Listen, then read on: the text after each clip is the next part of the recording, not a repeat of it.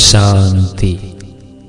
ഗീതാ രാജയോഗ ശിബിരത്തിലേക്ക് എല്ലാവർക്കും വീണ്ടും സ്വാഗതം. ഗീതയെ ഒന്ന് പരിചയപ്പെടാനുള്ള ഒരവസരം കഴിഞ്ഞ ഭാഗത്തിൽ നമുക്ക് ലഭിക്കുകയുണ്ടായി. നമ്മൾ മുൻപ് സൂചിപ്പിച്ചതുപോലെ തന്നെ ഗീതയുടെ ആന്തരികമായ ശ്ലോകങ്ങളിലെ അർത്ഥങ്ങൾ ഓരോന്നായി വ്യാഖ്യാനിക്കുന്ന ഒരു ഉദ്യമത്തിന് നമ്മളിവിടെ ഇറങ്ങി പുറപ്പെട്ടിരിക്കുകയല്ല. ഗീതയെ തന്നെ ഒന്ന് പരിചയപ്പെടുകയാണ് നമ്മൾ ഗീതാ രാജയോഗ സപ്താഹത്തിലൂടെ ഉദ്ദേശിക്കുന്നത്. അഥവാ നമ്മൾ ഓരോരുത്തരും അർജുനന്മാരായി മാറുവാൻ വേണ്ടി പരിശ്രമിക്കുവാനാണ് ഈ ഗീതാ രാജയോഗ സപ്താഹം നമ്മൾ തുടങ്ങിയിരിക്കുന്നത്. കഴിഞ്ഞ ദിവസത്തിൽ നമ്മൾ പറയുകയുണ്ടായി, ഭൗതികമായ അസ്തിത്വങ്ങളെ ആശ്രയിച്ച് നിലനിൽക്കുന്ന ഒരു വ്യക്തിയെ ആത്മീയ അസ്തിത്വത്തിലേക്ക് മാറ്റി സ്ഥാപിക്കലാണ് ഗീത ചെയ്യുന്ന ഉപകാരം. ആ ഉപകാരമാണ് ഗീത നമുക്ക് ചെയ്തു തരുന്നത്. എന്തിനാണ് ഈ ഭൗതിക അസ്തിത്വത്തിൽ ജീവിക്കുന്ന മനുഷ്യരെയൊക്കെ ആത്മീയ അസ്തിത്വത്തിലേക്ക് മാറ്റുന്നത്? അങ്ങനെ ചെയ്തില്ലെങ്കിൽ എന്താ പ്രശ്നം? ഭൗതികമായ അസ്തിത്വം ഇളക്കമുള്ളതാണ്. അതൊരു ഇളകുന്ന അടിത്തറയാണ്. അതിന്റെ മുകളിലാണ് നമ്മൾ ജീവിക്കുന്നതെങ്കിൽ നമ്മുടെ ജീവിതവും നമ്മുടെ മാനസിക നിലവാരവും എപ്പോഴും ഇളകുന്ന തരത്തിലായിരിക്കും. ഭൗതികമായ ഒന്നിന് നമ്മൾ ആധാരമാക്കിയാൽ, ഏതെങ്കിലും ഒരു വ്യക്തിയെ നമ്മൾ ആധാരമാക്കിയാൽ, ആ വ്യക്തി കോപിക്കുമ്പോൾ നമ്മൾ കോപിക്കും, ആ വ്യക്തി ചിരിച്ചാൽ നമ്മൾ ചിരിക്കും, ആ വ്യക്തി മിണ്ടിയാൽ നമ്മൾ മിണ്ടും. അപ്പോൾ ഈ ഭൗതിക ആധാരങ്ങൾ, അല്ലെങ്കിൽ ഒരു വസ്തുവിനെ ആധാരമാക്കിയിട്ടാണെങ്കിൽ ആ വസ്തു ഉണ്ടെങ്കിൽ നമ്മൾ സന്തോഷിക്കും, ആ വസ്തു ഇല്ലെങ്കിൽ നമ്മൾക്ക് സങ്കടമാകും. ഇങ്ങനെയെല്ലാം നമ്മുടെ അവസ്ഥകൾ മാറി മറിഞ്ഞുകൊണ്ടിരിക്കും. അതുകൊണ്ടാണ് ഇന്നത്തെ കാലഘട്ടത്തിൽ ഒരുപാട് പ്രശ്നങ്ങളാണ്. ചെറിയ ചെറിയ കാര്യങ്ങൾക്ക് പോലും പ്രശ്നങ്ങൾ വർദ്ധിച്ചുകൊണ്ടിരിക്കുകയാണ്. മിണ്ടിയ കുറ്റം, മിണ്ടിയില്ലെങ്കിലും കുറ്റം, ചിരിച്ചാ കുറ്റം, ചിരിച്ചില്ലെങ്കിലും കുറ്റം. ഇങ്ങനെ എല്ലാത്തിനും പരിഭവമാണ് മനുഷ്യന്. ഇതിന് കാരണം ആധ്യാത്മിക അസ്തിത്വത്തിലല്ല ജീവിക്കുന്നത്, ഭൗതികതയുടെ അസ്തിത്വത്തിലാണ് എന്നുള്ളത് കൊണ്ടാണ്. അതിനാണ് ഗീത നമ്മൾക്ക് സഹായം ചെയ്തു തരുന്നത്. നമ്മളുടെ അസ്തിത്വം ആത്മീയതയിലാക്കുകയും എന്നിട്ട് നല്ല ഒരു ഭൗതിക ജീവിതം കെട്ടിപ്പടുക്കുകയും ചെയ്യുക. അടിത്തറ ആത്മീയത കൊണ്ട് പണിയുക, ജീവിതം ഭൗതികതയിൽ വളർത്തുക. അതിന് ശക്തമായ ആത്മീയ അടിത്തറയുടെ പിൻബലം നമ്മൾ ആദ്യമേ സ്വരൂപിക്കുക. ഇതാണ് ഗീത നമുക്ക് പഠിപ്പിച്ചു തരുന്നത്. ഇത് അടിത്തറ എപ്പോൾ പണിയണം? ആദ്യം പണിയണം. കെട്ടിടം പണി പൂർത്തിയായതിനു ശേഷമല്ല അടിത്തറ പണിയേണ്ടത്. മനുഷ്യർ പൊതുവെ ധരിച്ചിരിക്കുന്നത് ഈ ആധ്യാത്മിക അടിത്തറ എന്ന് പറഞ്ഞാൽ, അതായത് ആധ്യാത്മികതയിലേക്ക് കാലെടുത്ത് വയ്ക്കുന്നത് ആദ്യമായിരിക്കണം എന്നാണ് ഈ പറഞ്ഞതിന്റെ ഉദ്ദേശം. മനുഷ്യർ വിചാരിക്കുന്നത് ആധ്യാത്മികതയൊക്കെ ഒരു 60 വയസ്സിന് ശേഷം മതി എന്നുള്ളതാണ്. അതിനു മുൻപ് ആധ്യാത്മികതയിലേക്ക് പോയാൽ ആളുകൾ ചോദിക്കും, ചെറുപ്പക്കാരെങ്കിലുമൊക്കെ ഈ മാർഗത്തിലേക്ക് ഒരു ആധ്യാത്മിക പഠനമോ ഒരു ബോധവൽക്കരണമോ ഒക്കെ ചെയ്യാൻ താല്പര്യപ്പെട്ടിറങ്ങിയാൽ അതിന് മാത്രം ഇപ്പം നിങ്ങൾക്ക് എന്ത് പറ്റിയെന്ന് ചോദിക്കും. ഞാനിങ്ങനെ ഒരു ഗീത പഠിക്കാൻ പോവാണ്, അല്ലെങ്കിൽ ഞാനിങ്ങനെ ഒരു ക്ലാസ്സുകൾക്ക് പോകുന്നുണ്ടെന്നൊക്കെ പറഞ്ഞാൽ, അയ്യോ അതിന് നിങ്ങൾക്ക് എന്ത് പറ്റി? ഇങ്ങനെയാണ് ചോദിക്കുക. എന്തോ പറ്റിയാലാണ് ഇതൊക്കെ ചെയ്യേണ്ടത് എന്നാണ് പലരും ഉദ്ദേശിച്ചു വച്ചിരിക്കുന്നത്. അല്ലെങ്കിൽ ഒരു പണിയുമില്ലാത്തവർക്ക്, പ്രത്യേകിച്ച് കാര്യങ്ങളും ഏർപ്പാടുകളൊന്നും ഇല്ലാത്തവർക്ക്, ഒഴിഞ്ഞിരിക്കുന്നവർക്ക് ചെയ്യാൻ പറ്റിയ ഒരു പരിപാടി. ഇത്രയുമാണ് ആധ്യാത്മികതയ്ക്ക് പലരും വില കൽപ്പിച്ചിരിക്കുന്നത്. എന്നാൽ അങ്ങനെയല്ല. ഇത് രണ്ടും ഭഗവാൻ പൂർണ്ണമായും നിഷേധിക്കുന്നുണ്ട് ഗീതയിൽ. അത് പറയുകയല്ല ചെയ്യുന്നത്, കാണിച്ചു തരികയാണ്. ഒന്ന്, വയസ്സായവർക്ക് മാത്രം വേണ്ടിയുള്ള ഒരു പരിപാടിയല്ല ആധ്യാത്മികത എന്നുള്ളത് ഗീതയിൽ വ്യക്തമാണ്. ഗീതയുടെ ചിത്രം നിങ്ങളെല്ലാവരും മനസ്സിൽ കൊണ്ടു നടക്കുന്ന ഒരു ചിത്രമുണ്ടാവും. അർജുനനെ രഥത്തിലിരുന്ന് ഉപദേശിക്കുന്ന ചിത്രം. അർജുനൻ വയസ്സനാണോ? അല്ല. അർജുനൻ ഒരു പണിയുമില്ലാതെ നടക്കുന്ന ഒരാളാണോ? അതുമല്ല. അർജുനൻ കർമ്മധീരനായ ഒരു യുവാവും ഗൃഹസ്ഥനുമായ വ്യക്തിയാണ്. അദ്ദേഹത്തെപ്പോലെ ഒരു ചില്ലറ മനുഷ്യനല്ല അർജുനൻ. അദ്ദേഹത്തെപ്പോലെ കർമ്മധീരനായ മറ്റൊരു വ്യക്തി ആ കഥയുടെ കാലഘട്ടത്തിലെങ്ങും കാണിക്കുന്നില്ല. അത്രയും ഉത്തമനായൊരു വ്യക്തിയെയാണ് ഗീത ഉപദേശിക്കാനായി ഭഗവാൻ തിരഞ്ഞെടുത്തിരിക്കുന്നത്. ഇതിൽ നിന്ന് നമ്മൾ മനസ്സിലാക്കേണ്ടത് എന്താ? ഒരുപാട് കർത്തവ്യങ്ങളുടെ തിരക്കിൽപ്പെട്ട് ഓടി നടക്കുന്ന നമുക്കൊന്നും ആധ്യാത്മികത ആവശ്യമില്ല, ഇതൊക്കെ വെറുതെ ഇരിക്കുന്ന അല്ലെങ്കിൽ വയസ്സായിരിക്കുന്ന ആർക്കെങ്കിലും മതി എന്നുള്ളതാണോ ഗീത കാണിച്ചു തരുന്ന ചിത്രം? അല്ല. ഇത് ആവശ്യമുള്ളത് തന്നെ ആർക്കാണെന്നറിയുമോ? ഒരുപാട് തിരക്കുള്ളവർക്ക്. മനസ്സിനെ ഒന്ന് ഒതുക്കി നിർത്താനുള്ള സമയം പോലും ഇല്ലാതെ ഓടുന്ന മനുഷ്യർക്കാണ് ഗീത ഉപകരിക്കുന്നത്. പിന്നെ ജീവിതം തുടങ്ങുന്നതിന് മുൻപാണ് ഗീതയുടെ പഠനം ശരിക്കും ആവശ്യം. എന്ന് വച്ചാൽ വയസ്സായവർ പഠിക്കേണ്ട എന്നല്ല അതിൻ്റെ അർത്ഥം. പക്ഷേ വയസ്സായിട്ട് പഠിക്കാം എന്ന് വിചാരിക്കരുത്. നമ്മുടെ ജീവിതമാകുന്ന രഥത്തെ മുന്നോട്ട് കൊണ്ടുപോകാൻ ഈശ്വരന്റെ സഹായം ഗീതയിലൂടെ നമുക്ക് ലഭിക്കുന്നുണ്ട്. അപ്പോൾ ജീവിതമാകുന്ന രഥം എത്തേണ്ടിടത്തോളം എത്തിക്കഴിഞ്ഞ് അത് നിർത്തിയിടുന്ന കാലഘട്ടത്തിൽ ആ രഥം ഈശ്വരന്റെ കയ്യിൽ കൊടുത്തിട്ട് എന്താ കാര്യം? ഇത് മുന്നോട്ട് ധൈര്യമായി കൊണ്ടുപോകാനുള്ള പ്രോത്സാഹനവും സഹായവും നമുക്ക് ഭഗവാൻ ചെയ്തു തരുന്നു. ഗീത അനുശാസിക്കുന്ന രീതിയിലാണ് രഥത്തെ നമ്മൾ കൊണ്ടുപോകുന്നതെങ്കിൽ, അതായത് ജീവിതം മുന്നോട്ട് പോകുന്നതെങ്കിൽ. അതാണ് അർജുനൻ തന്റെ കടിഞ്ഞാൺ ഈശ്വരന് കൊടുക്കുന്നതായിട്ടാണ് പറയുന്നത്. കടിഞ്ഞാൺ ഈശ്വരന്റെ കയ്യില, താനിങ്ങനെ കർമ്മം ചെയ്യുക. ഇതുപോലെ നമ്മുടെ ജീവിതത്തിന്റെ കടിഞ്ഞാൺ ഭഗവാനെ ഏൽപ്പിച്ച് നമ്മൾ ജീവിതത്തിൽ കർമ്മധീരന്മാരായി ജീവിതത്തിൽ മുന്നോട്ട് പോയിക്കൊണ്ടിരിക്കണം എന്നുള്ളതാണ് ഗീതയുടെ ആ ചിത്രം തന്നെ നമുക്ക് പഠിപ്പിച്ചു തരുന്നത്. അല്ലാതെ ഇത് വെറുതെ ഇരിക്കുന്ന ആളുകൾക്കോ വയസ്സായ ആളുകൾക്കോ മാത്രമുള്ള ഒരു പഠനമാണെന്ന് തെറ്റിദ്ധരിക്കരുത്. നമ്മുടെ ഈ ബ്രഹ്മകുമാരീസ് ഈശ്വരീയ വിശ്വവിദ്യാലയത്തിലെ തന്നെ നിങ്ങൾക്ക് കാണാവുന്ന ഒരു ദൃശ്യമാണ് അനവധി യുവാക്കളുടെ മഹത്തായ സാന്നിധ്യം. ഈ പ്രസ്ഥാനത്തെ മുന്നോട്ട് നയിച്ചുകൊണ്ടിരിക്കുന്ന കുമാരിമാരുടെ ഒരു വൻ സേന തന്നെയുണ്ട്. അതുപോലെ തന്നെ യുവാക്കളുടെയും പുരുഷന്മാരുടെയും വളരെ നല്ല ഒരു സാന്നിധ്യം ഈ പ്രസ്ഥാനത്തിൽ കാണാം, ബ്രഹ്മകുമാരി കുമാരന്മാരായിട്ട്. അപ്പോൾ ഇതൊന്നും വയസ്സായവർക്ക് വേണ്ടിയിട്ടുള്ളതല്ല. ഇത് ജീവിതത്തിൽ കർമ്മക്ഷേത്രത്തിൽ മുഴുകുന്ന മനുഷ്യനെ സഹായിക്കുന്ന ശാസ്ത്രമാണ് എന്ന് മനസ്സിലാക്കിക്കൊണ്ട് തന്നെയാണ് ഈ കാണുന്ന എല്ലാ സഹോദരീ സഹോദരന്മാരും രാപ്പകൽ പ്രവർത്തിച്ചുകൊണ്ടിരിക്കുന്നത്. തന്റെ ശരീരത്തിന്റെയും മനസ്സിന്റെയും ഊർജം മുഴുവൻ നഷ്ടപ്പെടുന്ന വയസ്സാങ്കാലത്ത് പിന്നെ എന്താണ് നമ്മൾ ഈ ആധ്യാത്മിക മാർഗത്തിലേക്ക് ഇറങ്ങിയിട്ട് ചെയ്യുക? ഇതെല്ലാം നിറഞ്ഞിരിക്കുന്ന സമയത്താണ് ഇവയെ സദുപയോഗം ചെയ്യുവാൻ, തന്റെ മാനസികവും ശാരീരികവുമായ ഊർജത്തെ ചാനലൈസ് ചെയ്യുവാനുള്ള സഹായമാണ് ഗീതയിലൂടെ നമുക്ക് കിട്ടുന്നത്. അപ്പോൾ ഗീതാ പഠനത്തിലൂടെ നമുക്കുണ്ടാകുന്ന അപരിമേയമായ ഊർജത്തിന്റെ പ്രവാഹം നമുക്ക് അനുഭവിക്കാൻ യുവാവായിരിക്കുമ്പോൾ തന്നെയാണ് സാധിക്കേണ്ടതും, യുവാവായിരിക്കുമ്പോൾ തന്നെയാണ് പരിശ്രമിക്കേണ്ടതും. വളരെ ചെറുപ്പം മുതൽ തന്നെ നമ്മൾ ഈ ഒരു പരിശ്രമം തുടങ്ങുകയാണെങ്കിൽ വളരെ നന്നായിരിക്കും. അതാണ് ഗീതയിൽ യുവാവും ഗൃഹസ്ഥനുമായ അർജുനനെ ഉപദേശിക്കുന്നതായി കാണിക്കുന്നത്. ഭീഷ്മ പിതാമഹനെയോ ദ്രോണാചാര്യരെയോ ഒന്നും അല്ല പിടിച്ചുപദേശിച്ചത്. ഇനി നമുക്ക് ശ്രീമദ് ഭഗവത്ഗീതയിൽ ഭഗവാൻ ഉപദേശങ്ങൾ നൽകി തുടങ്ങുന്ന, അതായത് ഒരു യോഗം അഭ്യസിക്കുവാൻ വേണ്ടതായിട്ടുള്ള ഉപദേശങ്ങൾ നൽകി തുടങ്ങുന്ന ഭാഗത്തിലേക്ക് കിടക്കാം. നമുക്ക് യോഗം പഠിക്കലാണ് നമ്മളുടെ പ്രധാന ഉദ്ദേശം എന്നുള്ളത് കാരണത്താൽ നമ്മുടെ മനസ്സിനെ ഈശ്വരനിലേക്ക് സംയോജിപ്പിക്കുവാൻ ഉതകുന്ന ശ്ലോകങ്ങളിലൂടെ മാത്രമേ നമ്മൾ സഞ്ചരിക്കുന്നുള്ളൂ. നമുക്ക് ഈശ്വരൻ നമ്മുടെ ആധ്യാത്മിക വികാസത്തിന് വേണ്ട രഹസ്യങ്ങളെ തുറന്നു കാണിക്കുന്ന ശ്ലോകങ്ങൾ ഗീതയിൽ അവിടെ അവിടെയായി സ്ഥാപിച്ചിട്ടുണ്ട്. ഈ പ്രധാനപ്പെട്ട ചില ശ്ലോകങ്ങളിലൂടെ നമുക്ക് സഞ്ചരിക്കാം. നാസതോ വിദ്യതേ ഭാവോ നാ ഭാവോ വിദ്യതേ സതഃ ഉഭയോരപി ദൃഷ്ടോ അന്തസ്ത്വനയോസ്തത്വദർശിഭിഃ. ഗീതയിലെ 2-ാം അധ്യായത്തിലെ 16-ാം ശ്ലോകമാണിത്. നാസതോ വിദ്യതേ ഭാവോ എന്ന് തുടങ്ങുന്ന ശ്ലോകം. ഇത് നമ്മുടെ സത്തിനെ തുറന്നു കാണിക്കുന്ന ഒരു ശ്ലോകമാണ്. നമ്മളിൽ എന്താണ് സത്തായിട്ടുള്ളത്, എന്താണ് അസത്ത് ആയിട്ടുള്ളത് എന്ന് വെച്ചാൽ നിലനിൽപ്പില്ലാത്തതായിട്ടുള്ളത്. ഈ രണ്ടിനെയും വേർതിരിച്ചു കാണിക്കുന്ന ഒരു ശ്ലോകമാണ് ഇവിടെ ഭഗവാൻ നമുക്ക് മുന്നിൽ അവതരിപ്പിക്കുന്നത്. ഈ ശ്ലോകം പറയുന്നത് എന്തെന്ന് വെച്ചാൽ അസത്തിന് നിലനിൽപ്പില്ല, അതായത് സത്ത് ഇല്ലാത്ത ഒന്നിന്, അത് ശരീരത്തെ ഉദ്ദേശിച്ചിട്ടാണ് പറയുന്നത്. ശരീരം എന്ന് പറയുന്ന ഈ വസ്തുവിന് നിലനിൽപ്പില്ല എന്നും, എന്നാൽ ഇതിലെ സത്തിന് നാശവുമില്ല, ഇങ്ങനെയാണ് തുടങ്ങുന്നത്. ശരീരത്തിന് നിലനിൽപ്പില്ല, എന്നാൽ ശരീരത്തിനകത്തെ സത്തിന് നാശവുമില്ല എന്നാണ് പറയുന്നത്.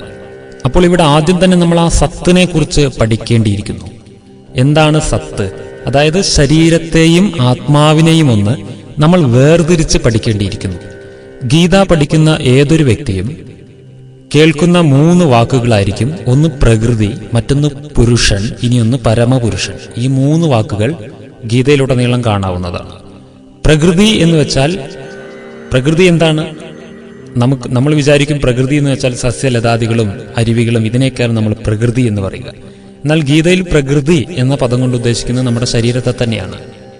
മനുഷ്യാത്മാവിനെ പ്രകൃതി നിർമ്മിച്ച് സംഭാവന ചെയ്തിരിക്കുന്ന പ്രകൃതിയുടെ തന്നെ ഒരു സമ്മിശ്രണ രൂപമാണ് നമ്മുടെ ശരീരം. അതുകൊണ്ട് ഇവിടെ പ്രകൃതി എന്നത് ശരീരത്തെ ഉദ്ദേശിച്ചാണ് പറയുന്നത്. പ്രകൃതിയിലെ എല്ലാം ശരീരത്തിലുമുണ്ട്. നമുക്ക് ഓരോരുത്തർക്കും ഏറ്റവും അടുപ്പമുള്ള പ്രകൃതിയുടെ അംശമാണ് നമ്മുടെ തന്നെ ശരീരം.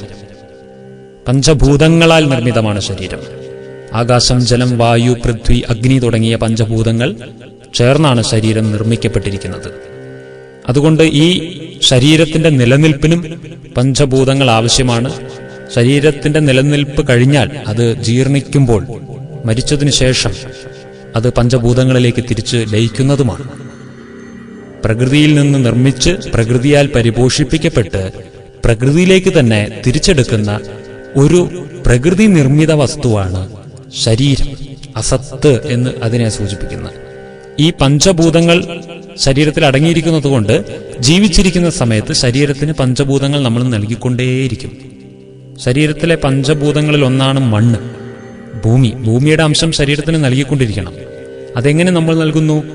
നമ്മൾ കഴിക്കുന്ന ഭക്ഷണം. ഭൂമിയിൽ വിളഞ്ഞ ഭക്ഷണങ്ങൾ നമ്മൾ കഴിക്കുന്നതിലൂടെ ശരീരത്തിലേക്ക് ഭൂമിയുടെ അംശത്തെ നമ്മൾ ഫില്ല് ചെയ്തുകൊണ്ടിരിക്കുകയാണ്. ഓരോ ദിവസവും നമ്മൾ നിറച്ചുകൊണ്ടിരിക്കുകയാണ്. അതുപോലെ തന്നെ ശരീര നിർമ്മാണത്തിലെ മറ്റൊരു ഘടകമാണ് ജലം. അതുകൊണ്ട് ജലത്തെയും നമ്മൾ ദിവസവും ശരീരത്തിലേക്ക് കൊടുത്തുകൊണ്ടിരിക്കുന്നു. ശരീരത്തിന്റെ നിലനിൽപ്പിന് അതും ആവശ്യമാണ്.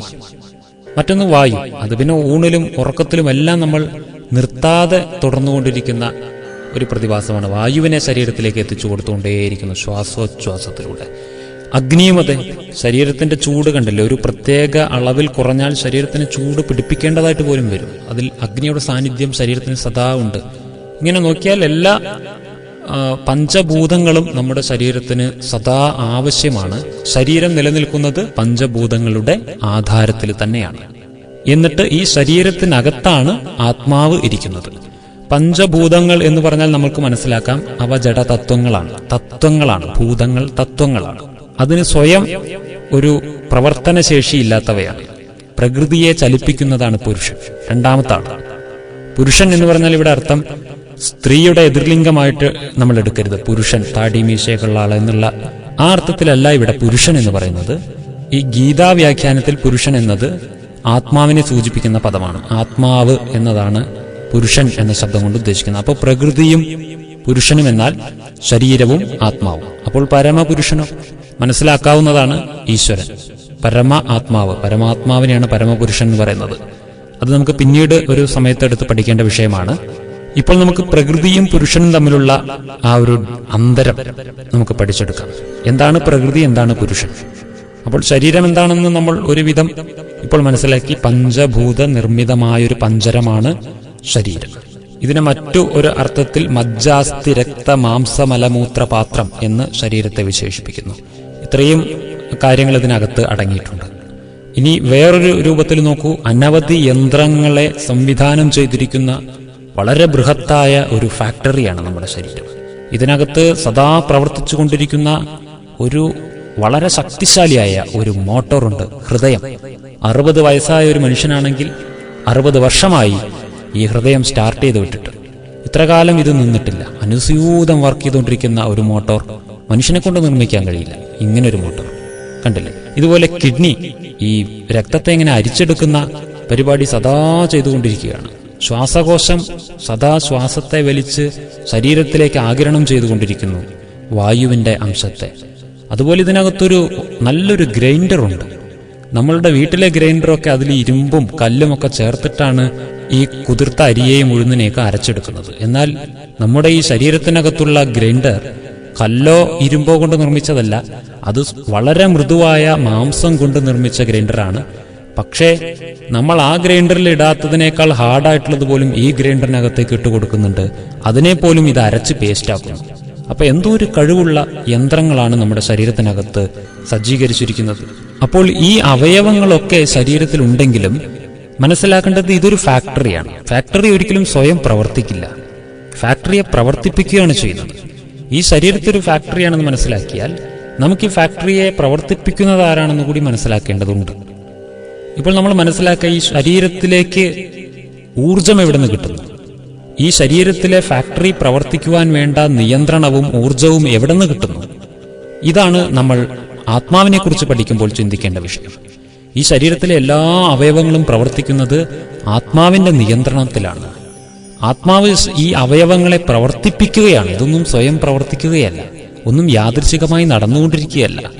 ആത്മാവിന്റെ സാന്നിധ്യമുള്ള സമയത്ത് മാത്രമേ ഇവയെല്ലാം പ്രവർത്തിക്കുന്നുള്ളൂ. എത്ര എഫിഷ്യന്റ് ആയിട്ടുള്ള കണ്ണാണെങ്കിലും ശരി, കാതാണെങ്കിലും ശരി, ഇതൊന്നും ആത്മാവിന്റെ അസാന്നിധ്യത്തിൽ കാണുകയോ കേൾക്കുകയോ ചെയ്യുന്നില്ല. സംഗീതജ്ഞനാണെങ്കിലും ശരി, ആ നാവിലൂടെ ഒരു വരി പാട്ടുപോലും ആത്മാവിന്റെ അസാന്നിധ്യത്തിൽ വരുന്നില്ല മരിച്ചതിന് ശേഷം. അപ്പോൾ ഈ ശരീരത്തിലെ കണ്ണിലൂടെ കാണുകയും ശരീരത്തിലെ കാതിലൂടെ കേൾക്കുകയും ശരീരത്തിലെ വായിലൂടെ സംസാരിക്കുകയും ഇങ്ങനെ ശരീരത്തിലെ ഓരോ കർമ്മേന്ദ്രിയങ്ങളെയും ഉപയോഗിക്കുകയും ചെയ്യുന്ന പുരുഷൻ അഥവാ ആത്മാവ്, അത് ശരീരത്തിനകത്ത് തന്നെ വസിക്കുന്നു. അത് ശരീരത്തിന്റെ ഒരു ഭാഗമല്ല, ശരീരത്തിലെ ഒരു അവയവവുമല്ല. ആത്മാവ് തീർച്ചയായും ശരീരത്തിൻ്റെതായ സ്വഭാവ ഗുണങ്ങളില്ലാത്ത ഒന്നാണ്, ശരീരത്തിൽ നിന്നും തികച്ചും വിഭിന്നമായ ഒന്നാണ്. പക്ഷെ ശരീരത്തിനകത്താണ് ഇരിക്കുന്നത്. ശരീരം ഒരു തത്വനിർമ്മിത വസ്തുവാണ്, ആത്മാവ് തത്വനിർമ്മിതമല്ല. അത് മെറ്റാഫിസിക്കലാണ്, ഒരു എനർജി, ഊർജമാണ് ആത്മാവ്. ഇത് നമ്മൾ മനസ്സിലാക്കണം. ഈ ആത്മീയ ഊർജത്തെ തിരിച്ചറിയാൻ ശ്രമിക്കലാണ് ആത്മീയതയുടെ പ്രഥമ പാഠം. ആത്മീയതയെ പോലും മനുഷ്യർ ഒരുപാട് വ്യാഖ്യാനങ്ങളാണ് ആത്മീയതയ്ക്ക് കൊടുത്തിരിക്കും. ആളുകൾക്ക് ആത്മീയത എന്ന് പറഞ്ഞാൽ എന്താണെന്ന് പോലും അറിയാത്ത തരത്തിലുള്ളവരുമുണ്ട്. ആത്മീയത എന്ന് വെച്ചാൽ ചിലർ വിചാരിക്കുന്ന എന്തെങ്കിലും മന്ത്രം ചൊല്ലലാണോ? ആത്മീയത എന്ന് വെച്ചാൽ സന്യസിക്കലാണോ? ആത്മീയത എന്ന് വെച്ചാൽ അമ്പലത്തിലോ പള്ളിയിലോ പോവലാണോ? ആത്മീയത എന്ന് വെച്ചാൽ സദാ മിണ്ടാതെ എവിടെയെങ്കിലും അടച്ചിരുന്ന് ധ്യാനിച്ചുകൊണ്ടിരിക്കലാണോ? എന്തിനെയാണ് ഈ ആത്മീയത? കുറെ വ്രതങ്ങൾ നോൽക്കലാണോ? ഈ ആത്മീയതയുടെ ഡെഫിനിഷൻ പോലും ആളുകൾക്ക് പലർക്കും അറിയുന്നില്ല. വളരെ ലളിതമാണ് ആത്മീയത എന്ന പദത്തിന്റെ അർത്ഥം. ആത്മീയത എന്നാൽ ആത്മാവിനെ കുറിച്ചത്, ആത്മാവിനെ കുറിച്ചുള്ള എന്തോ ഒന്ന്, അതാണ് ആത്മീയത. Spirituality means about the spirit, അത്രേ അർത്ഥമുള്ളൂ. ആത്മാവിനെ കുറിച്ചുള്ള പഠനമാണ് ആത്മീയ പഠനം.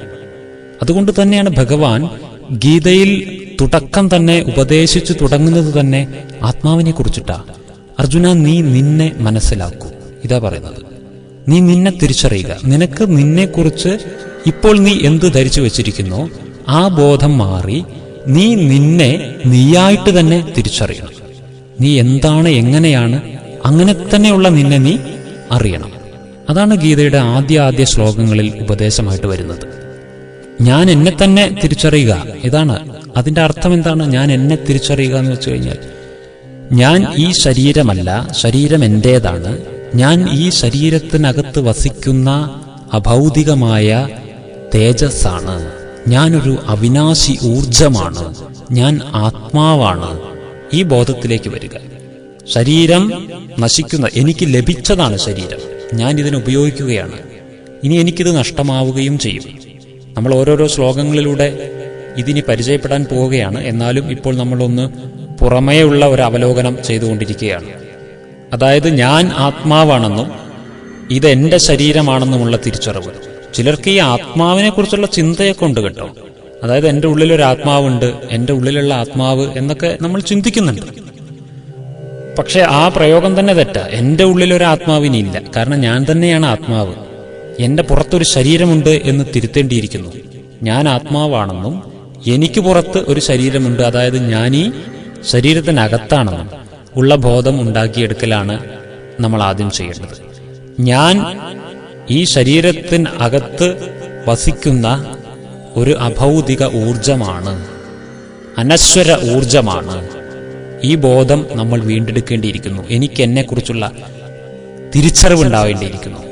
ഇത് എൻ്റെ കൈയാണെന്നും ഇത് എൻ്റെ കാലാണെന്നും ഇത് എൻ്റെ കണ്ണാണെന്നും ഞാൻ എൻ്റെ കാതുകൊണ്ട് കേട്ടതാണെന്നും ഞാൻ എൻ്റെ കാതുകൊണ്ട് കേട്ടതാണെന്നും ഞാൻ എൻ്റെ നാവ് കൊണ്ടൊന്നും പറഞ്ഞിട്ടില്ല എന്നും, മനസ്സിലായില്ലേ? ഞാൻ എൻ്റെ നാവ് കൊണ്ട് ഒന്നും പറഞ്ഞിട്ടില്ല എന്നും ഇങ്ങനെയൊക്കെ നമ്മൾ പൊതുവെ പറയില്ലേ? ഒക്കെ എൻ്റെയാ, എൻ്റെ ശരീരം, എൻ്റെ തല, ഇങ്ങനെയാണ് നമ്മൾ പറയുന്നത്. ഒക്കെ എൻ്റെയാണ്. അവിടെ മനസ്സിലാക്കേണ്ടത് ഇനി ഞാൻ ആരാണെന്നുള്ളതാണ്. ഇതൊക്കെ എൻ്റെയാണെങ്കിൽ ഞാൻ ആര്? ഈ ശരീരത്തിലെ എല്ലാം എൻ്റേതാണെങ്കിൽ, ശരീരവും എൻ്റേതാണെങ്കിൽ, അപ്പോൾ ഞാൻ ഇതിൽ നിന്ന് വേറെയായ ഒന്നാണല്ലോ. ഞാൻ പിന്നെ ശരീരമല്ലല്ലോ, ഞാൻ ആത്മാവാണ്. ഈ ബോധത്തിലേക്ക് നമ്മൾ എത്തേണ്ടിയിരിക്കുന്നു. ഞാൻ എന്നെ തിരിച്ചറിയേണ്ടതായിട്ടിരിക്കുന്നു. ഞാൻ ആത്മാവാണെന്ന് സ്വാമി വിവേകാനന്ദനായത് ഈ ഒരു അന്വേഷണം കൊണ്ടാണ്, ഞാൻ ആര് എന്ന അന്വേഷണം കൊണ്ടാണ്. വളരെ ചെറിയ ഒരു പ്രായത്തിൽ തന്നെ ഈ ചോദ്യം സ്വയം ഉണ്ടായി, ഞാൻ ആരാണെന്നുള്ള ചോദ്യം. ഈ ചോദ്യം അമ്മയോടും മറ്റുള്ളവരോടൊക്കെ ചോദിച്ചു ആദ്യം, ഞാൻ ആരാണ്? അപ്പോൾ നീ നരേന്ദ്രനാണ് എന്നുള്ള ഉത്തരമാണ് കിട്ടിയത്. പക്ഷേ ആ ഉത്തരത്തിൽ നരേന്ദ്രൻ സംതൃപ്തനായില്ല. അതെൻ്റെ പേരാണെന്നും അത് എനിക്ക് തന്നതാണെന്നും എന്നാൽ ഞാൻ അതല്ല എന്നും നരേന്ദ്രന് വ്യക്തമായിരുന്നു. പക്ഷേ ഞാൻ ആരാണെന്ന് ഉള്ളത് അറിയില്ലായിരുന്നു. അത് തേടിയുള്ള നടത്തമാണ് പിന്നീട്. അങ്ങനെയാണ് ശ്രീരാമകൃഷ്ണ പരമഹംസരുടെ അടുത്തെത്തുന്നത്. വാതിലിൽ മുട്ടിയപ്പോൾ ഉള്ളിൽ നിന്ന് ചോദ്യം വന്നത് നീ ആരാണ് എന്നുള്ളതായിരുന്നു. പുറത്തുനിന്ന് ഉത്തരം കൊടുത്തതും ഞാൻ ആരാണെന്ന് അന്വേഷിച്ച് വന്നിരിക്കുകയാണ് എന്നാണ്. ഇങ്ങനെയാണ് പരമഹംസർ ശിഷ്യനായി സ്വീകരിക്കുന്നത്. ഞാൻ ഉദ്ദേശിച്ച യോഗ്യ ശിഷ്യൻ വന്നിരിക്കുന്നു എന്ന്. അപ്പോൾ വിവേകാനന്ദ സ്വാമികൾക്ക് അത്രയും ചെറുപ്പത്തിലുണ്ടായ ആത്മാന്വേഷണം, ഞാൻ എന്നെ കണ്ടെത്തുക, അതിനുവേണ്ട പരിശ്രമമാണ് വിശ്വപ്രസിദ്ധനായ സ്വാമി വിവേകാനന്ദനായി പിന്നീട് മാറുവാൻ അദ്ദേഹത്തിന് സഹായിച്ചത്. അപ്പോൾ നമുക്ക് സ്വാമി വിവേകാനന്ദനൊന്നും ആയില്ലെങ്കിലും അല്പം വിവേകവും ആ വിവേകം കൊണ്ടുള്ള ഒരു ആനന്ദവും കണ്ടെത്താൻ ആത്മാന്വേഷണം കൊണ്ട് സാധിക്കും. അവനവനെ കണ്ടെത്തുന്ന ഒരു പ്രക്രിയയിൽ നമ്മൾ ഏർപ്പെട്ടാൽ നമ്മൾക്കതിന് സാധിക്കുമെന്നുള്ളത് തീർച്ചയാണ്. അവനവനെ തിരിച്ചറിഞ്ഞു കഴിഞ്ഞാൽ നമുക്കെന്താണ് ഗുണം എന്നുള്ളതിനെക്കുറിച്ചും വിവേകാനന്ദ സ്വാമികൾ തന്നെ രചിച്ച കൃതിയിലെ ഒരു കഥയിൽ സൂചിപ്പിക്കുന്നുണ്ട്. ഒരു സിംഹക്കുട്ടിയുടെ കഥ. ഒരു സിംഹം ചെറുപ്പത്തിൽ തന്നെ അതിൻ്റെ അമ്മ മരിച്ചു പോയിട്ട് അതൊരു ആട്ടിൻകൂട്ടത്തിൽ പെട്ടുപോയി. അത് ചെറുപ്പത്തിൽ അമ്മ നഷ്ടപ്പെട്ടു, പിന്നെ ആട്ടിൻകൂട്ടത്തിലാണ് വളർന്നു വലുതായത്. അങ്ങനെ ഒരു കഥ പറയുന്നുണ്ട്. പക്ഷെ അത് ആടുകളുടെ കൂട്ടത്തിൽ ചേർന്നതുകൊണ്ട് തനിക്ക് തന്നെ തിരിച്ചറിയാനുള്ള കഴിവ് നഷ്ടപ്പെട്ട് ആടുകളെപ്പോലെ കരഞ്ഞ് ഈ ഇലയും മറ്റുമൊക്കെ കഴിച്ച് മേഞ്ഞു നടക്കുന്ന ഒരു സിംഹമാണ് അത്. ആടാണെന്നാണ് അതിൻ്റെ ധാരണ. അത് ഈ കുറുക്കനെല്ലാം ആട്ടിൻപറ്റത്തെ ഓടിക്കുമ്പോൾ ഇവനും ഓടും. ഇവന് താൻ സിംഹമാണെന്നുള്ളത് അറിയില്ലേ. കുറുക്കനെ പോലും കണ്ട് പേടിച്ച് ഓടുകയാണ് സിംഹം. ആടാണെന്നുള്ള ധാരണയിൽ ഓടുകയാണ്. ഇങ്ങനെ വളർന്നു വലുതായി അതൊരു പടുകൂറ്റൻ സിംഹമായപ്പോഴും സ്വയം ആരാണെന്നറിയാത്തത് കൊണ്ട് ഒരാടിനെ പോലെ അത് ജീവിച്ചുകൊണ്ടിരിക്കുക. അങ്ങനെ ഒരു ദിവസം മറ്റൊരു സിംഹം ഈ ആട്ടിൻപറ്റത്തെ ഓടിച്ചപ്പോൾ ആ സിംഹം പോലും അതിശയിച്ചു, ഇതേ ഒരു സിംഹം എന്നെ കണ്ടു ഓടുന്നു. കൗതുകം കൊണ്ട് ഈ സിംഹം എന്ത് ചെയ്തു, ആ സിംഹത്തിനെ തന്നെ ഓടിച്ച് പിടിച്ചു. എന്നിട്ട് ചോദിച്ചു, നീ എന്തിനാണ് എന്നെ കണ്ടപ്പോൾ ഓടിയത്? അപ്പോൾ പറഞ്ഞു, ഞാനൊരാടാണ്, എന്നെ പിടിച്ച് കഴിക്കരുത്, തമ്പുരാനെ എന്നെ വിടണേ എന്നൊക്കെ പറഞ്ഞ് അപേക്ഷിക്കാൻ തുടങ്ങി. അപ്പൊ ഈ സിംഹം പറഞ്ഞു, നീ ആടല്ല, നീ സിംഹമാണ്, നീ എന്തിനാണ് എന്നെ കണ്ട് പേടിക്കുന്നത്, നമ്മൾ ഒരു കൂട്ടരാണ് എന്ന് പറഞ്ഞു. വിശ്വസിച്ചില്ല. അങ്ങനെ ഇത് മനസ്സിലാക്കി കൊടുക്കാൻ വേണ്ടി ഈ സിംഹം ആ സിംഹത്തിനെ കൊണ്ടൊരു ജലാശയത്തിന്റെ വക്കിലെത്തി. എന്നിട്ട് ജലാശയത്തിലേക്ക് നോക്കാൻ പറഞ്ഞു. നോക്കൂ, എന്റെ മുഖത്തേക്ക് നോക്കൂ, ഞാൻ സിംഹമാണോ? ആണ്. ഇനി ജലാശയത്തിൽ നോക്കൂ, നിന്റെ മുഖം എന്റെ മുഖം പോലെയാണോ അതോ ആ ആടുകളുടെ മുഖം പോലെയാണോ? അപ്പോഴാണ് ഈ സിംഹം കാര്യം തിരിച്ചറിഞ്ഞത്, മനസ്സിലാക്കിയത് ഞാൻ ആരാണ് എന്നുള്ളത്. ശരി, മനസ്സിലായല്ലോ, ഇനി ഞാൻ ചെയ്യുന്നത് പോലെ ഒന്ന് ചെയ്യൂ എന്ന് പറഞ്ഞ് രണ്ട് കാലുകളിൽ മുൻകാലുകളിൽ നിവർന്നു നിന്ന് ഒന്ന് ഗർജിക്കാൻ പറഞ്ഞു. അത്രകാലം ആടിന്റെ കരച്ചിൽ മാത്രം കരഞ്ഞിട്ടുള്ള സിംഹം അന്ന് ആദ്യമായൊന്ന് ഗർജിച്ചു, കാട് മുഴുവൻ നടുക്കുന്ന രീതിയിൽ. അതായത് തന്റെ വീര്യം തിരിച്ചു കിട്ടി, തന്നെ താൻ അറിഞ്ഞപ്പോഴുണ്ടായ വീര്യം അത് തിരിച്ചു കിട്ടി. ഈ വീര്യം തന്നെയാണ് ആത്മാവിന് ഭഗവാൻ ഉണർത്തിത്തരുന്നത്. ആത്മാവിന്റെ വീര്യം എന്താണ്? ആത്മാവിലെ സദ്ഗുണങ്ങളാണ്. ഈ സദ്ഗുണങ്ങളെ ഉണർത്തിയെടുക്കുവാൻ സ്നേഹവും ശാന്തിയും ശക്തിയും ആനന്ദവും സുഖവും പവിത്രതയും എല്ലാം ആത്മാവിൽ ഉണർത്തിയെടുക്കുവാൻ, ആത്മാവിന്റെ വീര്യം തിരിച്ചു കിട്ടുവാൻ ആത്മാവിനെ തന്നെ തിരിച്ചറിയുകയാണ് വേണ്ടത്. ഇതാണ് ഗീതയുടെ ആത്യന്തികമായ ലക്ഷ്യം. ആത്മാവിനെ തിരിച്ചറിയുക എന്നുള്ളതാണ്. ആത്മാവിനെ എങ്ങനെ തിരിച്ചറിയണം? ഞാനൊരു ഊർജമാണെന്നും നാശമില്ലാത്ത ഊർജമാണെന്നും ഞാൻ ഈ ശരീരത്തിനകത്ത് വസിച്ചുകൊണ്ട് ശരീരത്തെ പ്രവർത്തിപ്പിക്കുകയാണെന്നുമുള്ള ആ വേർതിരിച്ചറിവ്. ഞാൻ ശരീരമല്ല, ഇതെന്റെ ശരീരമാണ് എന്നുള്ള വേർതിരിച്ചറിവാണ് ഗീതയിലൂടെ നമ്മൾ നേടിയെടുക്കുന്നത്. ഇനി നമ്മളിവിടെ ആത്മാവിന്റെ രൂപത്തെക്കുറിച്ച് പരിചയപ്പെടുകയാണ്. മറ്റൊരു ശ്ലോകത്തിൽ ആത്മാവിന്റെ രൂപം എന്താണ്? പലർക്കും കൺഫ്യൂഷൻ ഉണ്ടാക്കുന്ന മറ്റൊരു ചോദ്യമാണ് ആത്മാവിന്റെ രൂപം എന്താണ് എന്നുള്ളത്. ശരീരത്തിന് നമുക്ക് ഓരോരുത്തർക്കും വ്യത്യസ്തമായ രൂപങ്ങളുണ്ട്. ആത്മാവിന്റെ രൂപം എന്താണ്? ഇത് അറിയാത്തത് കൊണ്ട്, പിന്നെ ഇതിനെ തെറ്റിദ്ധരിപ്പിച്ച് നമ്മളെ പഠിപ്പിച്ചിട്ടുള്ളത് കൊണ്ട് പലരും ആത്മാവിനെ കുറിച്ച് ഒരുപാട് ആവശ്യമില്ലാത്ത രീതിയിൽ ചിന്തിച്ചുകൊണ്ടിരിക്കുന്നു. ഈ ചില മാധ്യമങ്ങളും സിനിമ, സീരിയൽ തുടങ്ങിയതിലൂടെയൊക്കെ നമ്മൾ പഠിച്ചിരിക്കുന്ന ആത്മാവിങ്ങനെ വെള്ളസാരിയെ കൊടുത്ത് തലമുടിയൊക്കെ പരത്തിയിട്ട് വരുന്ന സീനുകളൊക്കെ കണ്ട് ആളുകൾക്ക് ആത്മാവിനെ കുറിച്ചൊക്കെ ഭയമുള്ള ഒരു ചിത്രമാണ് മനസ്സിൽ പതിഞ്ഞിരിക്കുന്നത്. നമ്മൾ സ്വാഭാവിക ബുദ്ധി കൊണ്ട് മനസ്സിലാക്കുക, ഈ വെള്ള സാരി എന്ന് പറയുന്നത് സാരി ശരീരത്തിനെ മറയ്ക്കുന്ന വസ്തുവാണ്, ഇത് ആത്മാവിനെ മറയ്ക്കുന്നതല്ല. അപ്പോൾ ശരീരം നശിച്ചു പോയ ഒരു സാധനത്തിന് പിന്നെ സാരി വേണ്ട. പിന്നെ തലമുടി ശരീരത്തിലാണ് ഉള്ളത്. അപ്പൊ ശരീരം നശിച്ചതിന് ശേഷം ഉള്ള ബാക്കിയായതിന് തലമുടി ഉണ്ടായിരിക്കില്ല. ഇതൊക്കെ സ്വാഭാവിക ബുദ്ധിയിൽ മനസ്സിലാക്കാവുന്ന കാര്യങ്ങളാണെങ്കിൽ കൂടി പലരും ആത്മാവിനെ കുറിച്ച് ഭയക്കുന്നുണ്ട്. ആ ഭയത്തെ പലരും മുതലെടുക്കുന്നുമുണ്ട്.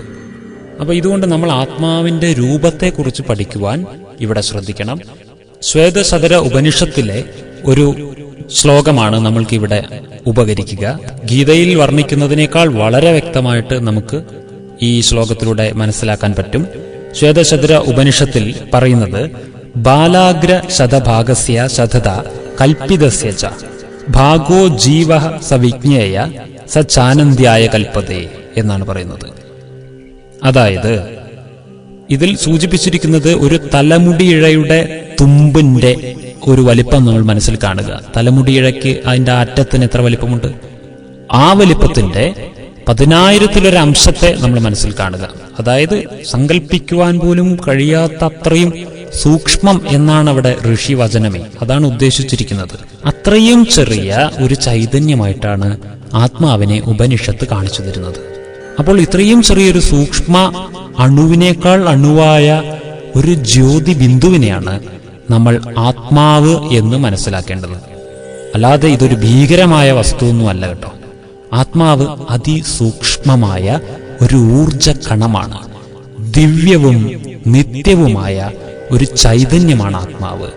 ഈ സൂക്ഷ്മമായ ഊർജ കണമാണ് ശരീരത്തെ ധരിച്ചിരിക്കുന്നത്. ശരീരത്തിൽ ഇത് എവിടെ സ്ഥിതി ചെയ്യുന്നു? ഈ ഊർജകണം ഈ ശരീരത്തിൽ എവിടെയെങ്കിലും സ്ഥിതി ചെയ്തിട്ട് ഈ ഊർജത്തിന് ശരീരത്തെ നിയന്ത്രിക്കാൻ പറ്റില്ല. നമ്മൾ ഓരോ ആത്മാക്കളും നമ്മുടെ ശരീരത്തെ പ്രവർത്തിപ്പിക്കുവാൻ വേണ്ടി സ്ഥിതി ചെയ്യുന്നത് തലച്ചോറിനകത്താണ്. എന്തുകൊണ്ടാണ് ആത്മാവ് തലച്ചോറിനകത്ത് വസിക്കുന്നതെന്നോ, ഈ ശരീരത്തെ നിയന്ത്രിക്കുന്ന നാഡീവ്യൂഹങ്ങളെല്ലാം സംഗമിക്കുന്നത് തലച്ചോറിലേക്കാണ്. മുഖ്യ നാഡിയായ സുഷുമ്നാ നാഡി വഴി എല്ലാ കൺട്രോളും വന്നിരിക്കുന്നത് തലച്ചോറിലേക്കാണ്. ചിലർ വിചാരിച്ചിരിക്കുന്നത് ഹൃദയത്തിലാണ് ജീവൻ സ്ഥിതി എന്ന്, ഹൃദയത്തിലാണ് ആത്മാവെന്ന. ആത്മാവ് ഹൃദയത്തിലല്ല. ഹൃദയം കേവലം രക്തം പമ്പ് ചെയ്യുക എന്നൊരു ഉദ്ദേശം കൊണ്ട് മാത്രം സൃഷ്ടിച്ചിരിക്കുന്ന ഒരു അവയവമാണ്. ഹൃദയം മാറ്റിവെക്കുന്ന അവയവമാണ്. മാറ്റിവെക്കാൻ പറ്റാത്ത ഏക ഭാഗം തലച്ചോറാണ്. തലച്ചോറിനകത്താണ് ആത്മാവ് സ്ഥിതി ചെയ്യുന്നത്. ഇനി മറ്റു ചിലർ വിചാരിച്ചിരിക്കുന്നത് തലച്ചോറ് തന്നെയാണ് ഈ ചിന്തിക്കുകയും പ്രവർത്തിക്കുകയും ഒക്കെ ചെയ്യുന്ന സാധനം എന്ന്. തലച്ചോറിന് ചിന്തിക്കാനും പ്രവർത്തിക്കാനുള്ള കഴിവൊന്നും ഇല്ല കേട്ടോ. അങ്ങനെയെങ്കിൽ മരിച്ചു കിടക്കുന്ന ജഡത്തിലും തലച്ചോറുണ്ടല്ലോ, അതെന്തുകൊണ്ട് ചിന്തിക്കുന്നില്ല, പ്രവർത്തിക്കുന്നില്ല? അതിന് ആത്മാവില്ല. തലച്ചോറ് ഈ ശരീരമാകുന്ന മഹാ ഫാക്ടറിയുടെ കൺട്രോൾ റൂമാണ്. ഈ കൺട്രോൾ റൂമിനകത്താണ് ആത്മാവെന്ന് പറയുന്ന കൺട്രോളർ ഇരിക്കുന്നത്. ആത്മാവ് വസിക്കുന്നത് തലച്ചോറിനകത്താ. അതിന് ആധ്യാത്മിക ഭാഷയിൽ ഭ്രൂമധ്യം, ഭൃഗുടി എന്നൊക്കെയാണ് പറയുന്നത്. ഇത് നമ്മുടെ തിരുനെറ്റിയുടെ ഇരുപുരുകങ്ങളുടെയും മധ്യത്തിലായി പുരുകക്കൊടികൾക്കിടയിൽ ഉള്ളിലൊരു 2 ഇഞ്ചോളം ആഴത്തിലായിട്ടാണ് ഈ ഭാഗം വരുന്നത്. നമ്മുടെ നെറുകയിലൂടെയും നെറ്റിയിലൂടെയുമുള്ള ഭാഗങ്ങൾ സംഗമിക്കുന്ന സ്ഥാനത്തായിട്ട് ആത്മാവ് സ്ഥിതി ചെയ്യുന്നു. ഹൈപ്പോതലാമസ് എന്നാണ് ഈ ഭാഗത്തിനെ സയൻസിന്റെ ഭാഷയിൽ പറയുന്നത്. ഹൈപ്പോതലാമസ്, അവിടെയാണ് ആത്മാവ് സ്ഥിതി ചെയ്യുന്നത്. അവിടെ ഇരുന്നാൽ മാത്രമേ ആത്മാവിന് ഈ ശരീരത്തിലെ എല്ലാ ഭാഗങ്ങളിലേക്കുമുള്ള കൺട്രോൾ കിട്ടുകയുള്ളൂ. അതുകൊണ്ട് മാത്രം ആത്മാവ് അവിടെയാണ് ഇരിക്കുന്നത് എന്ന് നമ്മൾ മനസ്സിലാക്കേണ്ടിയിരിക്കുന്നു. ആത്മാവ് ഈ ഭാഗത്ത് നിന്ന് ഇറങ്ങിപ്പോകുമ്പോഴാണ് നമ്മൾ മരിച്ചു എന്ന് പറയുന്നത്. ആത്മാവല്ല മരിച്ചത്, ഇത് നമ്മൾ മനസ്സിലാക്കണം. ആത്മാവ് മരിക്കുകയുമില്ല, ശരീരമാണ് മരിച്ചത്. പൊതുവേ നമ്മൾ 2 വാക്കുകൾ ചേർത്തിട്ടാ പറയും. മരിച്ചുപോയി പറയും. ആരെങ്കിലും കുറിച്ച് പറയുമ്പോഴേ അവര് മരിച്ചുപോയല്ലോ എന്ന് പറയും. 2 വാക്കുകളുണ്ട്. ഒന്ന് മരിച്ചു, മറ്റൊന്ന് പോയി. മരിച്ചത് എന്താണ്, പോയതാരാണ്, ഇത് മനസ്സിലാക്കണം. മരിച്ചത് ശരീരമാണ്. ശരീരം മരിച്ചു, ആത്മാവ് അതിൽ നിന്ന് പോയി. ശരീരം മരിച്ചപ്പോൾ ആത്മാവ് അതിൽ നിന്ന് പോയി, അല്ലെങ്കിൽ ആത്മാവ് അതിൽ നിന്ന് പോയപ്പോൾ ശരീരം മരിച്ചു. മരിച്ചതൊന്ന്, പോയത് വേറൊന്ന്. ആത്മാവ് മരിക്കുന്നില്ല, ആത്മാവ് പോവുകയാണ് ചെയ്തത്. ഇനി നമ്മൾ പരിചയപ്പെടുന്ന ചില ശ്ലോകങ്ങൾ ആത്മാവിന്റെ അനശ്വരതയെ ഊട്ടിയുറപ്പിക്കുന്ന ശ്ലോകങ്ങളാണ്. ഗീതയിലെ 2-ാം അധ്യായത്തിലെ 19-ാമത്തെ ശ്ലോകം. യേനം വേത്തി ഹന്താരം യശ്ചൈനം മന്യതേ ഹതം ഉഭൗ തൗ ന വിജാനീതോ നായം ഹന്തി ന ഹന്യതേ. ഈ ശ്ലോകം ഇന്നത്തെ കാലഘട്ടത്തിൽ വളരെയധികം ആവശ്യമുള്ള ഒരു ശ്ലോകമാണ്. യ ഏനം വേത്തി ഹന്താരം എന്ന് തുടങ്ങുന്ന ഈ ശ്ലോകത്തിൽ പറയുന്നത് ആത്മാവ് മരിക്കുകയുമില്ല, ആത്മാവിനെ കൊല്ലാനും കഴിയില്ല എന്നുള്ളതാണ്. ഈ കാര്യത്തെയാണ് ഇതിൽ സ്പഷ്ടമാക്കുന്നത്. ആത്മാവിനെ കൊല്ലാൻ കഴിയില്ല, ആത്മാവ് മരിക്കുകയുമില്ല. ഇവിടെ രണ്ട് കാര്യങ്ങളെ ഭഗവാൻ നിഷേധിക്കുകയാണ്. രണ്ട് കാര്യങ്ങളെ. ഏതാ രണ്ട് കാര്യങ്ങൾ? ഒന്ന് ആത്മഹത്യയെ, മറ്റൊന്ന് ഹിംസയെ, കൊലപാതകത്തെ. ഈ രണ്ട് കാര്യങ്ങൾ ഒന്നിനും പോംവഴിയല്ല, ഒരു പ്രശ്നങ്ങൾക്കുമുള്ള പരിഹാരമല്ല കൊലപാതകവും ആത്മഹത്യയും എന്നുള്ളതാണ് ഭഗവാൻ ഈ ശ്ലോകത്തിലൂടെ സ്പഷ്ടീകരിച്ചു തരുന്നത്. കാരണം ഈ കാലഘട്ടത്തിൽ നമ്മൾക്കറിയാം, രണ്ട് പരിഹാരങ്ങളാണ് മനുഷ്യന്റെ മുന്നിൽ. ഒന്ന് മറ്റുള്ളവരെ നശിപ്പിച്ചു കളയുക, മറ്റൊന്ന് സ്വയം നശിപ്പിച്ചു കളയുക, തന്റെ ശരീരത്തെ. ആത്മഹത്യ എന്നതിന് ഒരു നാമകരണവും ചെയ്തിരിക്കുന്നു. ശരിക്കും ആത്മഹത്യയല്ല, അത് ദേഹഹത്യയാണ്. ദേഹപീഡ, ദേഹഹത്യ എന്നൊക്കെയാണ് പറയുക. ആത്മാവിനെ ഹത്യ ചെയ്യാൻ കഴിയില്ലല്ലോ. ഹത്യ ചെയ്യാനേ പറ്റാത്തൊരു ഊർജമാണ് ആത്മാവ്. അപ്പോൾ ശരീരത്തെ ഹത്യ ചെയ്ത് ആത്മാവ് തന്റെ ദുഃഖവും പേറി തുടരുന്ന ആ പ്രതിഭാസത്തിന് ഇട്ടിരിക്കുന്ന പേര് ആത്മഹത്യയാണ്. മറ്റൊന്നാണ് കൊലപാതകം, വധം. ഇത് രണ്ടും ഭഗവാൻ ബുദ്ധിമാന്മാർ ചെയ്യുന്നതല്ല എന്നാണ് പറയുന്നത്. ബുദ്ധിമാന്മാർ ഈ രണ്ടിനെ കുറിച്ചും ചിന്തിക്കില്ല. ആരെയും കൊന്നിട്ട് നമുക്ക് രക്ഷപ്പെടാൻ പറ്റില്ല, അല്ലെങ്കിൽ സ്വയം തന്റെ തന്നെ ശരീരം നശിപ്പിച്ചു കളഞ്ഞിട്ടും രക്ഷപ്പെടാൻ പറ്റില്ല. ഇത് രണ്ടും രക്ഷാമാർഗങ്ങളല്ല. ഒന്ന് സൂക്ഷ്മമായിട്ട് വിലയിരുത്താം നമുക്ക്. ഒന്ന് ആത്മഹത്യ. ആത്മഹത്യ എന്ന് പറഞ്ഞിട്ട് ആളുകൾ ചെയ്യുന്ന ദേഹഹത്യയിൽ എന്താ സംഭവിക്കുന്നത്? തന്റെ ദുഃഖങ്ങളെ സഹിക്കാൻ വയ്യാതെ, അല്ലെങ്കിൽ തന്റെ പ്രശ്നങ്ങളെ തരണം ചെയ്യാനുള്ള ശക്തിയില്ലാതെ, ഈ ദുഃഖങ്ങളെല്ലാം എന്നേക്കുമായി അവസാനിക്കട്ടെ എന്ന് കരുതിയാണ് ആളുകൾ ഈ സൂയിസൈഡ് ചെയ്യുന്നത്. ആത്മഹത്യ എന്ന വാക്ക് തന്നെ തെറ്റാണല്ലോ, ദേഹഹത്യ ചെയ്യുന്നത്. എന്നാൽ സംഭവിക്കുന്നത് എന്താ? ആത്മഹത്യക്ക് ശേഷം സംഭവിക്കുന്നത്, ഇവർക്ക് എന്തു ദുഃഖം ഉണ്ടായിരുന്നോ ആ ദുഃഖം ഉണ്ടായിരുന്നത് ആത്മാവില, ശരീരത്തിലല്ല. അപ്പോൾ ശരീരത്തെ കൊന്നുകളഞ്ഞതുകൊണ്ട് ദുഃഖം പോകുന്നില്ല, ആത്മാവിലാണ് ദുഃഖം കിടക്കുന്നത്. അപ്പോൾ ആത്മാവിൽ കിടക്കുന്ന ദുഃഖം ശരീരത്തിന്റെ നാശത്തിന് ശേഷവും ആത്മാവിൽ അതുപോലെ തന്നെ കിടക്കുകയും ചെയ്യും. കൂടെ ഒരു ദുഃഖം കൂടെ ഉണ്ടാവുകയും ചെയ്യും, ഞാനൊരബദ്ധം ചെയ്തല്ലോ എന്നുള്ള ദുഃഖം. അപ്പോൾ ആത്മഹത്യ ദുഃഖത്തിൽ നിന്ന് രക്ഷപ്പെടാനുള്ള ഒരു പരിഹാരമല്ല എന്ന് ഈശ്വരൻ ഇവിടെ അടിവരയിട്ട് പറയുകയാണ്. മറ്റൊന്ന് കൊലപാതകം. ഒരാളെ നമ്മൾക്ക് ശത്രുത തോന്നുന്നുവെങ്കിൽ ആ ആളെ വധിച്ചതുകൊണ്ട് ആ ശത്രു ഇല്ലാതെയാകില്ല എന്നുള്ളതാണ്. അവിടെയാണ് ശത്രുവിനെ മിത്രമാക്കുന്ന തന്ത്രം നമ്മൾ പഠിക്കേണ്ടിയിരിക്കുന്നു. എന്തുകൊണ്ടെന്നാൽ ആ ശത്രുവിനെ നമുക്ക് വധിക്കാൻ പറ്റുന്നില്ല. കാരണം ശത്രുത ആ ആത്മാവിനോടുണ്ടായിരിക്കുകയാണ്, ശരീരത്തിനോടുള്ളതല്ലോ. നമ്മൾ ആ ശരീരത്തെ കൊന്നാലും ആ ആത്മാവിലെ ശത്രുത മറ്റൊരു ശരീരത്തിലൂടെ നമ്മളിലേക്ക് തിരിച്ചു വരും. അതായത് മറ്റൊരു ജന്മത്തിൽ ആ ശത്രുത വീണ്ടും തുടരും.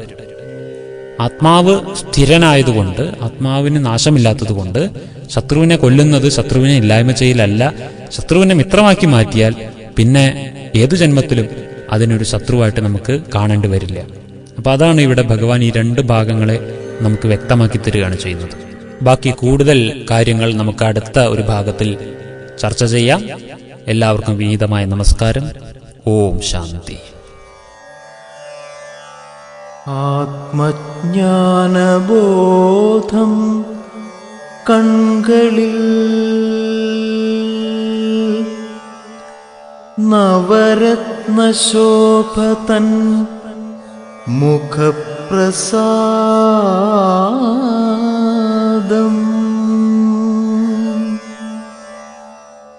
പരമാനന്ദഭാവം നയനയുക്തം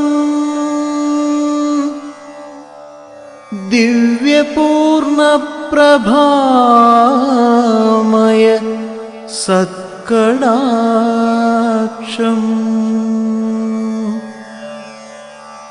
അഷ്ടാധിപത്യ പ്രസരണ പ്രകാശം നിത്യചൈതന്യ നിരാകാരസ്വരൂപം